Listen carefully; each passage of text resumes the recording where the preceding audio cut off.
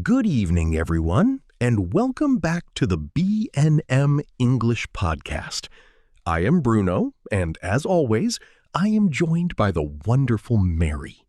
Hello, everyone. It is lovely to be here with you today. We are focusing on something that happens to all of us, the dreaded waiting room. The waiting room.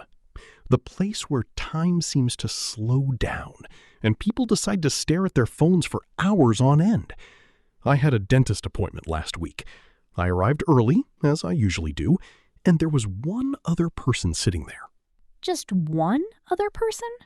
That sounds like the perfect chance to practice a little small talk.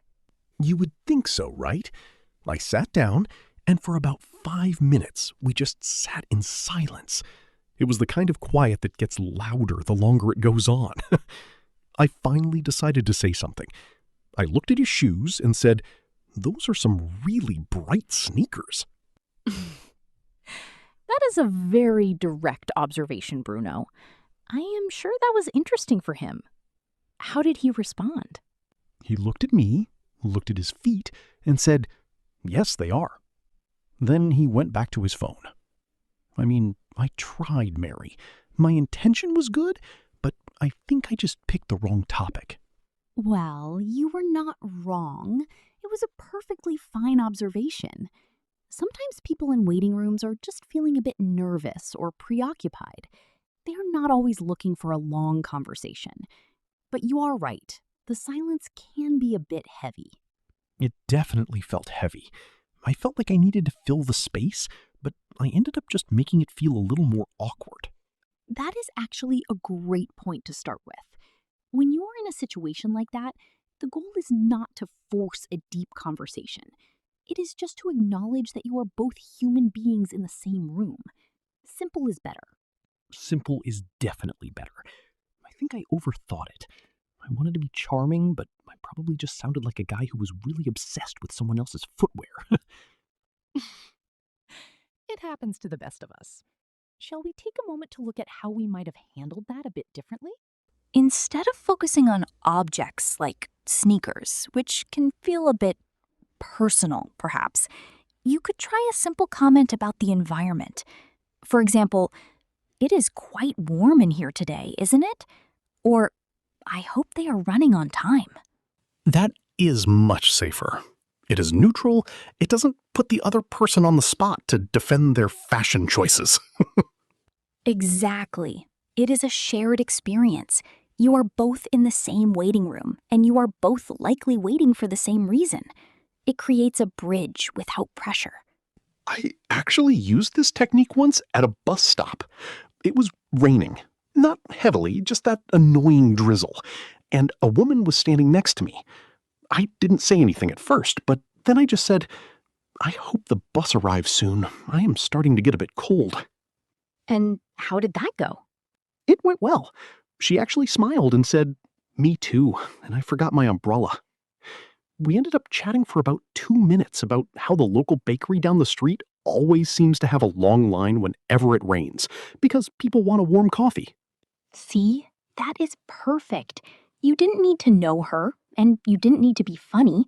You just shared a small, relatable observation about the situation. That is the heart of A2 small talk. I think I see the pattern now. My mistake with the sneakers was making it about the person. Your suggestion is about the situation. Precisely. If you make it about the situation, it is never awkward. If you make it about the person, it can sometimes feel a bit like you are judging them, even if you are being kind. That is a very helpful distinction. I will definitely keep that in mind next time I am sitting in a lobby waiting for an appointment. No more commenting on people's clothes. Probably for the best, Bruno. Now, let us consider that elevator scenario. Imagine we are both in a slow elevator in a large office building. It is just the two of us, and the elevator stops between floors. Silence again. That is a classic. In that moment, silence can feel like an eternity. If I were in that elevator, I might just acknowledge the situation itself. Something like, "Well, this is an unexpected break from our day. That is actually quite clever.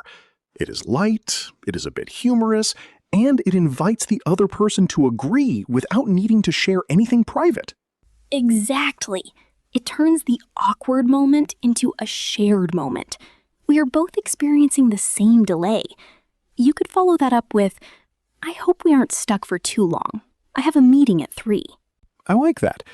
It provides a little context, but it doesn't force the other person to respond with their life story.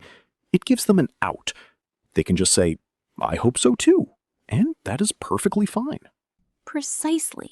You don't have to carry the conversation. You are just being polite and human. Sometimes the best way to handle a silent moment is to simply smile and look around, and maybe say something very brief.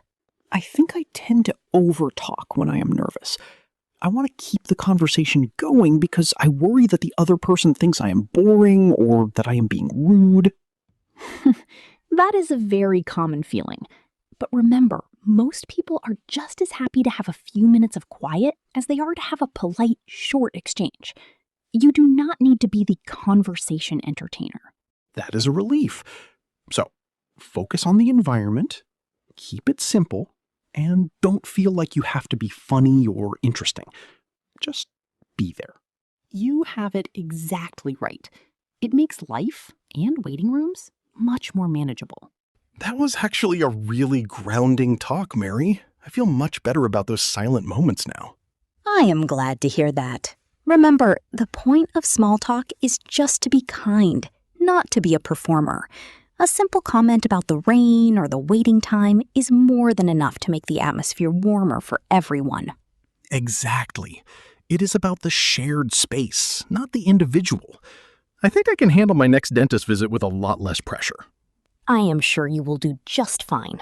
Now, for our listeners, here is your challenge for the week. The next time you find yourself in a waiting room, at a bus stop, or even standing in a line at a cafe, try to make one very simple, neutral observation to the person next to you. Just one. Don't overthink it, and definitely no comments on people's footwear. Exactly. Keep it about the environment. Then observe how the energy in the room shifts. You will be surprised at how much a small, kind comment can do. I love that. Give it a try, everyone. We would love to hear how it goes. Thank you for joining us on this episode of the B&M English Podcast. It was a pleasure as always. We will see you in the next one. Take care, everyone.